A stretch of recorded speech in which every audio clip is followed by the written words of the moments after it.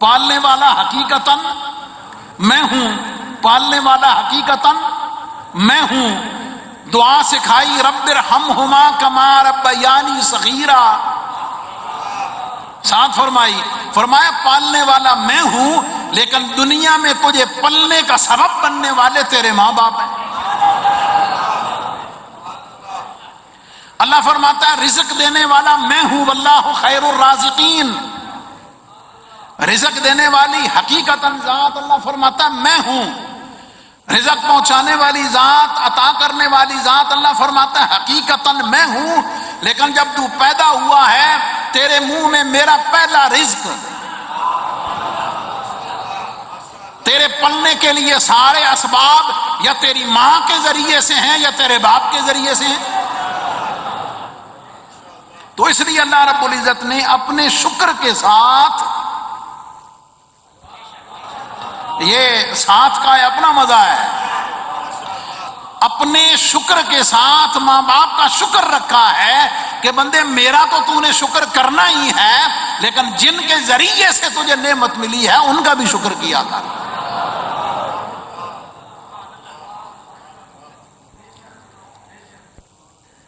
اب تھوڑا سا اور سوچ لیں، تھوڑا اور غور کا توجہ ہے، ذرا زور سے بولیں سبحان اللہ۔ یہ وسیلہ ماں باپ کا، سبحان اللہ، اللہ نے اپنے شکر کے ساتھ فرمایا میرے ماں باپ کا شکر کر، اپنے ماں باپ کا شکر کر، اس لیے کہ نعمتیں دینے والا میں ہوں، پیدا کرنے والا میں ہوں، رزق دینے والا میں ہوں، لیکن یہ پہنچ رہا ہے تجھے تیرے ماں باپ کے ذریعے سے۔ اب آپ خود سوچیں، جن کے ذریعے سے تھوڑا سا ٹائم رزق ملا ان کا شکر کرنا ضروری، جن کے ذریعے سے یہ فانی رزق ملا ہے، جسم کا عارضی رزق ملا ہے، ان کا شکر کرنا ضروری ہے۔ تو پھر خود سوچئے اس محبوب کائنات کا شکر کرنا کتنا ضروری ہے،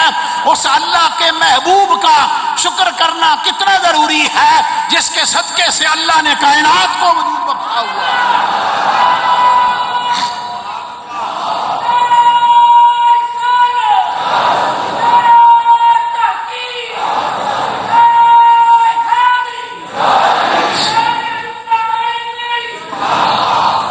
اب آپ کو پتہ چل گیا ہوگا کہ ایک مومن کا تعلق اپنے آقا کے ساتھ، غلام کا تعلق اپنے مالک کے ساتھ، امتی کا تعلق اپنے غریب نواز کے ساتھ، گناہوں کی بخشش کے لیے اللہ کی بارگاہ میں رجوع کرتے وقت حضور علیہ السلام کی شفاعت کے ساتھ۔ اب یاد رکھنا، مکہ جاتے ہوئے مدینہ جانے کی وجہ، کعبے کی زیارت کرتے ہوئے مدینہ پاک میں حضور کی زیارت کرنے کی وجہ، وہ بنیادی وجہ اور بھی ہے۔ ایک وجہ یہ ہے کہ بندے ایمان ملا ان کے صدقے، رحمان ملا ان کے صدقے، ایمان ملا ان کے صدقے، قرآن ملا ان کے صدقے، رحمان ملا ان کے صدقے۔ وہ کیا ہے جو ہم نے پایا نہیں؟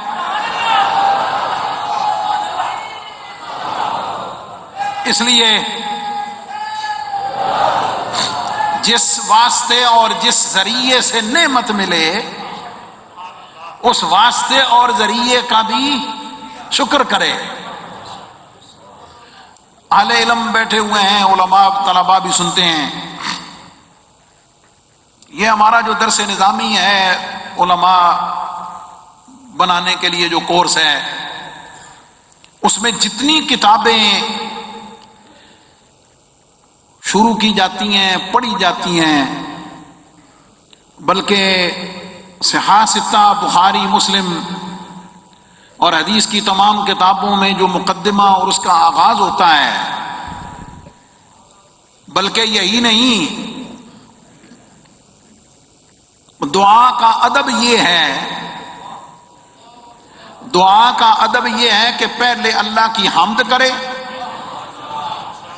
پھر اللہ کے محبوب علیہ السلام پر درود پڑھے۔ تو تمام کتابوں کے شروع میں جو خطبہ ہوتا ہے وہ ہوتا ہے الحمدللہ رب العالمین والصلاۃ والسلام علی رسولہ الکریم۔ الفاظ کا فرق ہو سکتا ہے، الحمدللہ الذی ابدع الافلاق والارضین، اللہ کی حمد، والصلاۃ والسلام علی من کان نبیا وآدم بین الماء والطین، اللہ کی حمد ہے اور ساتھ نبی پاک علیہ السلام پر درود و سلام ہے۔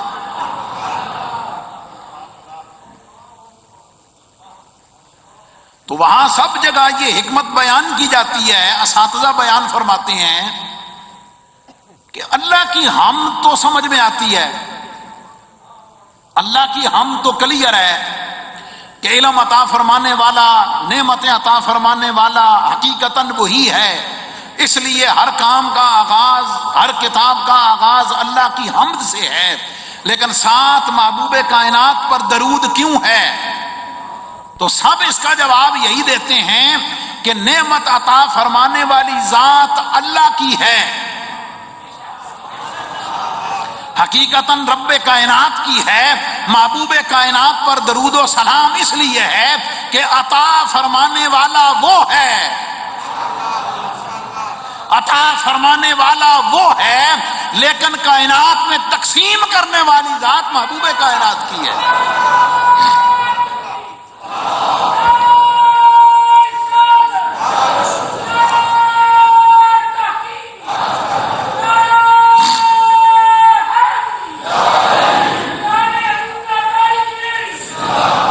اب گفتگو سنیں، واللہ معطی وانا قاسم، حدیث پاک ہے۔ تو اس کی وجہ تمام علماء یہی بتاتے ہیں کہ نعمت حقیقتاً عطا فرمانے والی ذات اللہ کی ہے، لیکن کائنات میں نعمتیں بڑھتی مصطفیٰ کے صدقے سے، اس لیے فوراً درود پڑھا جاتا ہے۔ تو بنیاد یہ ہے کہ جس کے صدقے سے نعمت ملے، جس کے وسیلے سے نعمت ملے، اس کو بھی یاد رکھے،